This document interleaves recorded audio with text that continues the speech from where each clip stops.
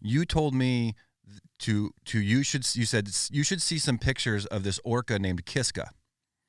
And this orca named Kiska, and I immediately on Clubhouse, you can kind of scroll out or like not leave the room, but pull up another tab, basically another browser, and I started Googling Kiska. And you said zoom in on her teeth.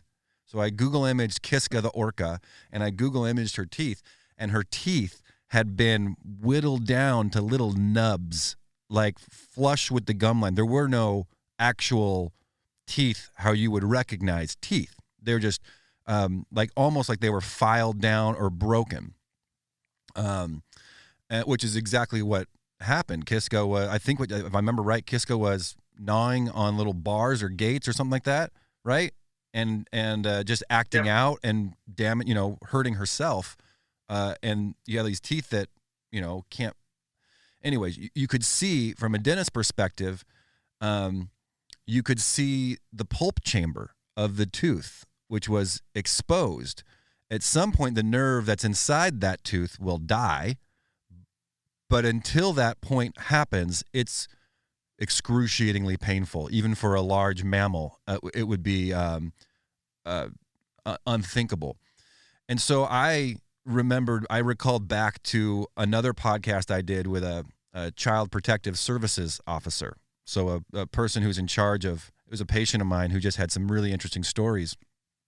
And one of the things that she mentioned to me is we always look at the dentist. We always go to the dentist. We get dental records of the kid. If we suspect that there's abuse or physical harm being done to a child, we go to where they can't hide, which is the dentist. They can't hide the teeth. They can put shirts over the bruises.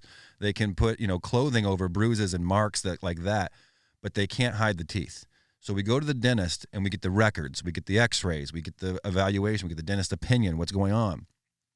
And I've had to call CPS 2 times in my career, 11-year career, because of things that I've seen, which are similar to what I saw when you told me to look at Kiska's teeth.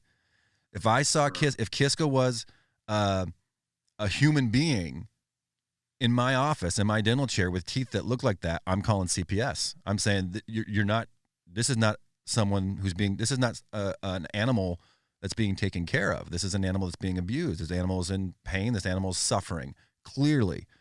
And in the CPS world, the dentist's opinion goes super far. And in the documentary, the Walrus and the Whistleblower, Kiska is featured briefly, but the teeth issue is not spoken of. But from a dental perspective, I just thought it was super fascinating because I look at that and take one look, and I'm like, abuse, 100% abuse. The average person may not see that, but I see it immediately, In the passing of the legislation, we had many scientists actually speak to it, veterinarians. They offered reports. Now, granted, Marineland kicks out veterinarians or renowned scientists, so it's often difficult to get a thorough report. But we did manage to get some people in there, and of course, the dental records are. It shows the extent of which the animal's environment is also static, in that she's always so bored that over her history and it's consistent in most orcas in captivity that they deal with that. And the issue of pain, it should be noted that Kiska is on a lot of drugs always. The trainers do flush the teeth. That's a habitual thing that they do, I believe, daily at this point. Flush with what? But her life is with a betadine solution. Okay.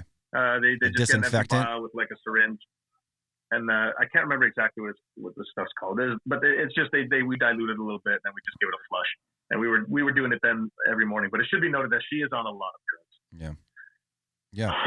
Well, I would suspect anyone with teeth that are ground down where the nerves are exposed, and you can see the pulp chamber of the teeth. Any mammal in that scenario is going to be hurting, suffering for sure. Going to need some drugs, absolutely.